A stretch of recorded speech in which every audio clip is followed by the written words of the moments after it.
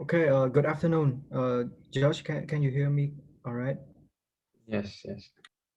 Okay, so as a government whip, um, first I would like to give out rebuts to the opposition's team arguments. So the opposition's team has claimed that their daughters should be responsible in choosing whoever they want to marry, and that they have the right, and it's not the parents' right to get involved and choose whoever the spouse can be for their daughters. But let me ask you this. Um, so would you rather let your daughters getting married to someone that you know who is not capable of protecting her and who is not capable of protecting her and providing the needs to the future family that he's about to have? Because parents love all their children to death, and whenever their daughters or their sons are hurting, they hurts too.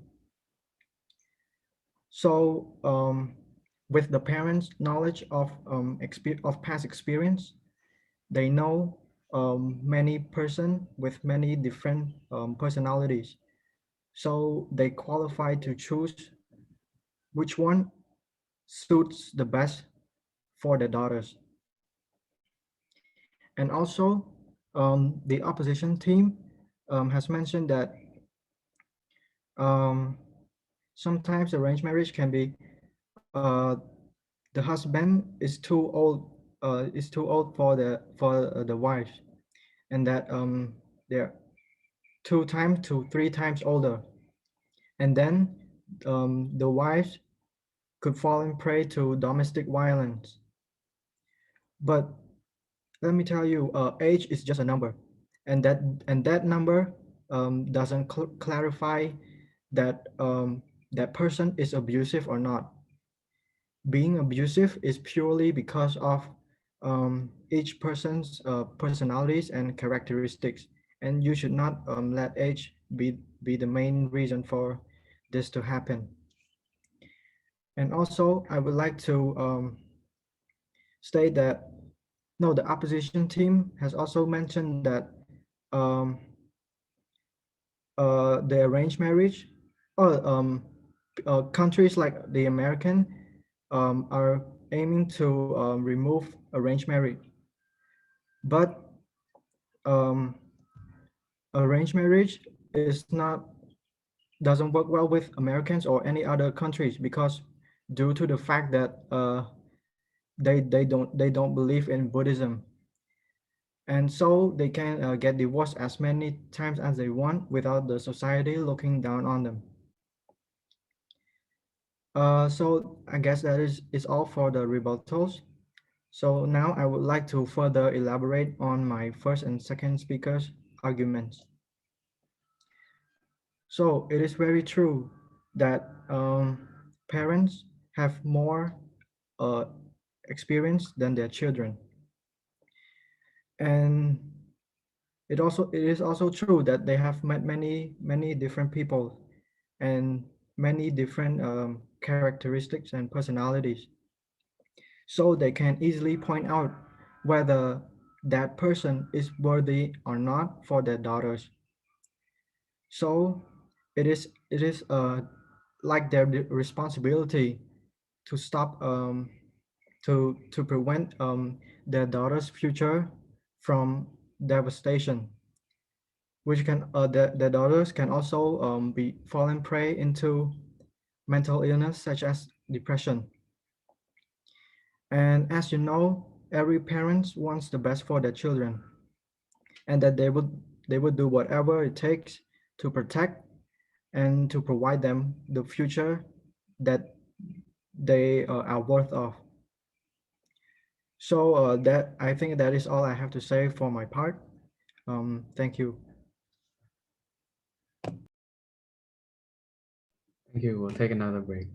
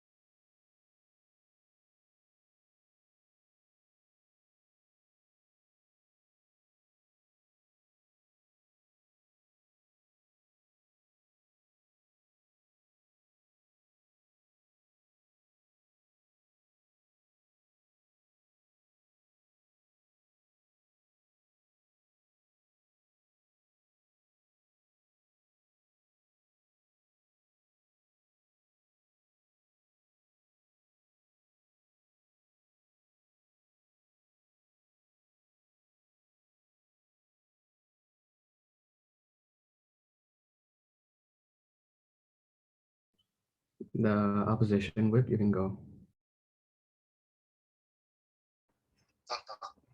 Hello, everyone. My name is Rabi, the opposition whip. Our team believes that Cambodia parents shouldn't choose who their daughters can marry. I'll first give a rebut to a deputy leader of the government team first, and I'll elaborate and support the arguments from my team. So the first thing I would like to rebut from your team is that you mentioned that one of the first argument that you said try out for an arranged marriage and then work out for the marriage later on. I would like to give a rebut to this because I think marriage is a very important part in life.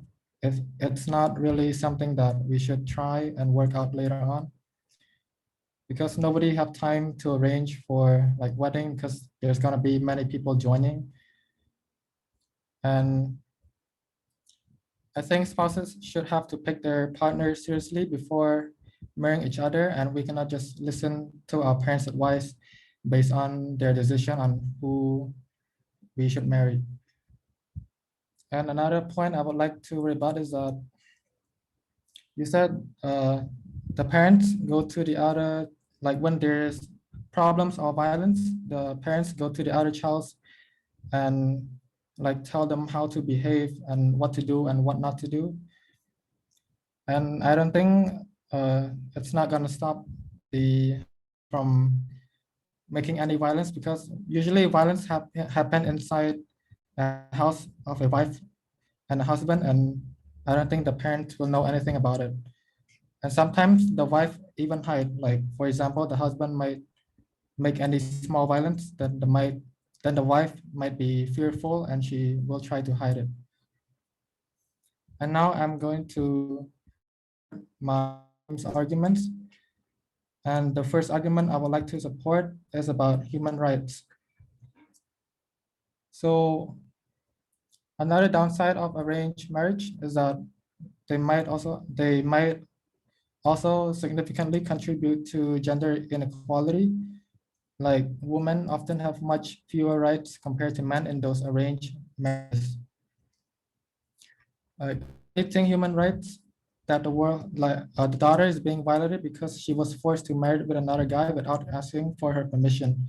For example, if the woman was forced to marry with another guy who has twice the age as her, like he will have more control over the family and the wife won't be able to make her own decision.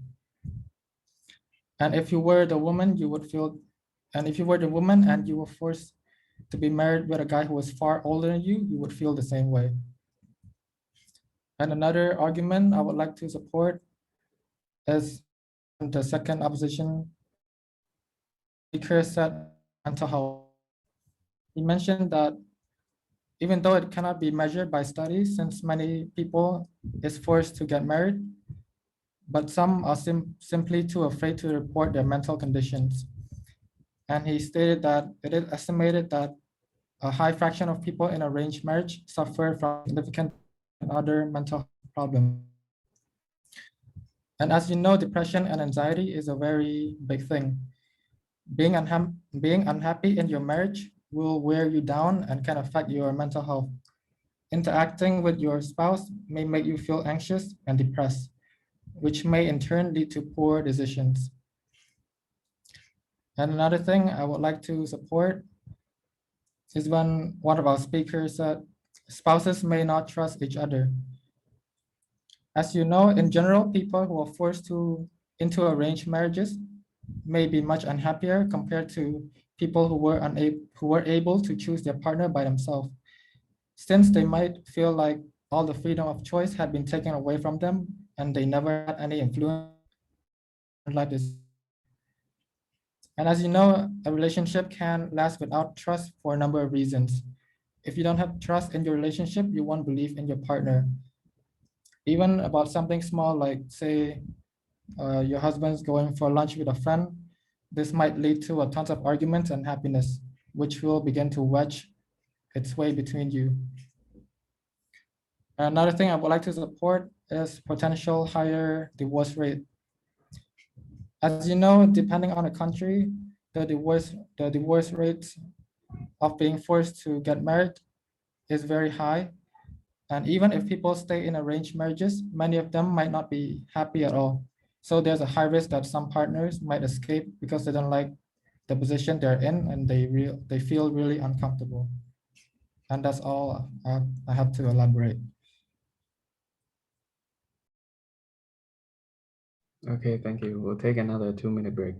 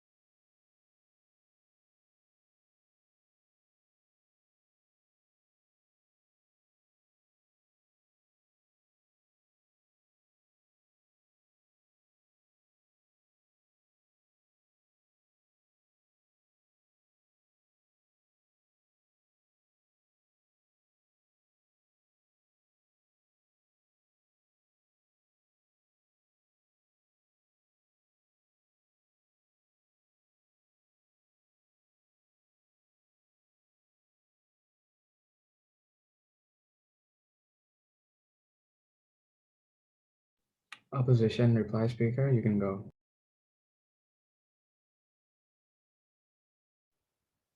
Okay, everyone, welcome to the last point of today's debate. It is now my pleasure to summarize this debate and take a look at what both sides have said and see what the outcome of this debate actually is. So first of all, I would like to give a short summary of our team's debate.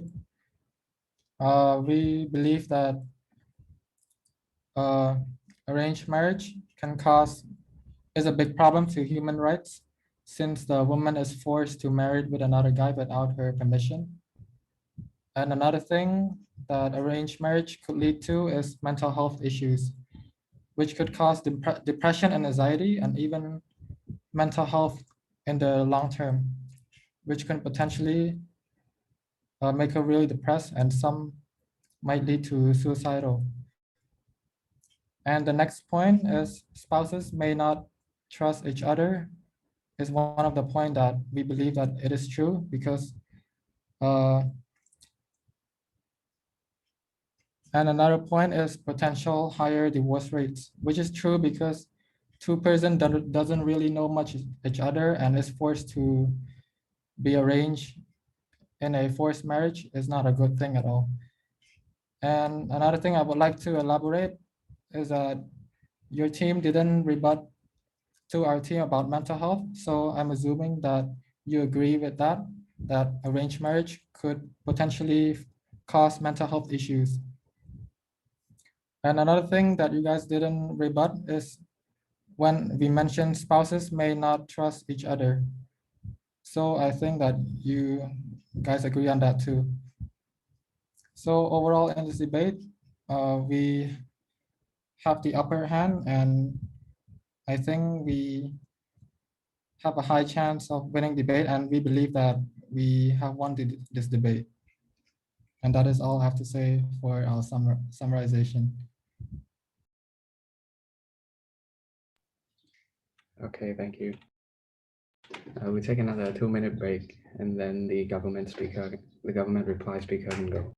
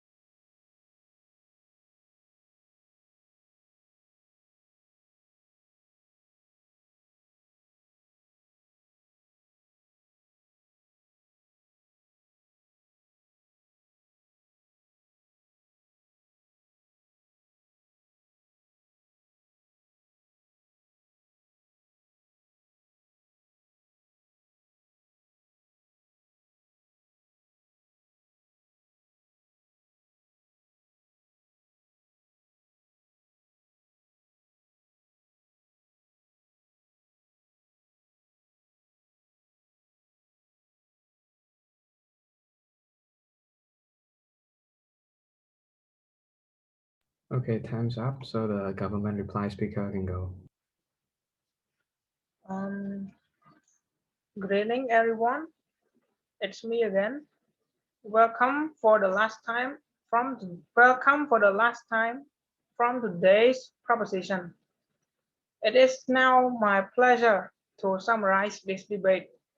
Take a look at what both sides have said and see what the actual acts and see what outcome of this debate. Um, I would like to summarize that our team stands strongly to our points. And I want to clarify that forced marriage is different from arranged marriage. To give you more understanding about this, I want to show you the definition of forced marriage and the definition of arranged marriage. Arranged marriage means both participants give their full consent and enter the marriage willingly. Unlike to forced marriage, one or both participants enter the marriage without giving their consent. So according to this definition, you know that the opposition team was confused to describe about the forced marriage. Meanwhile, our motion is talking about the arranged marriage. So this is my first point, and my second point is the clash about our both sides about domestic violence. Parents love their daughters from the bottom of their heart, and no love is bigger than parents' love. So choosing a partner for their daughters, they have investigated all of the background family, his past, and also his daily life. So parents would know that this person is worthy or his behavior is aggressive or not. They could end the marriage because of the violence. So violence is, so the domestic violence is important, but parents have checked it and make sure that the partner is worthy to be the husband of the daughters. And about the opposition team, I found that they talk about the statistic that the rate of divorce is higher. The rate of divorce is higher, and they haven't give us the source or anything that is the evidence or strong evidence to show their point. So I can assume that they made up, and that's all of my part.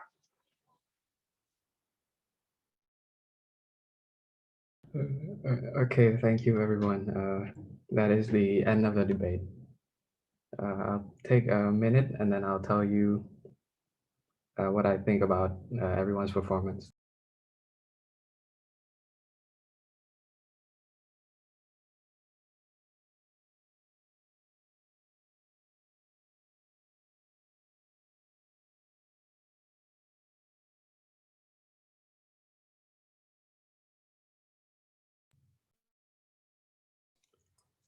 Okay, so I'd like to give you some general feedback and we'll provide a more in-depth feedback on the written criticism. So I'd like to say that everyone went overtime or under time except Chitra. Everyone went maybe 1 to 2 minute overtime, and for the opposition reply speaker, you went under time by 1 minute. So for the final point, the reply speaker of the government pointed out that the opposition team talked about statistics, but did not quote or cite a proper source. It's good that to bring that up because that is a valid point. But I'd like to point out that on the government side, no one no one brought up any data. And yes, sorry, on the opposition side, it is true, you did bring up data, but you did not back it up with any source. So it does sound like a lie. For the structure of everyone's,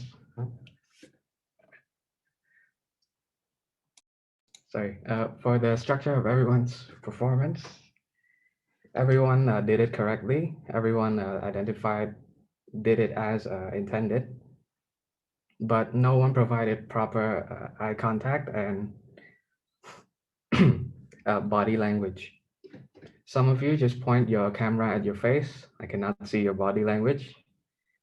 I can only see you smiling sometimes. And yeah, that's it. I'll provide more criticism in the written document. Thank you. Thank you.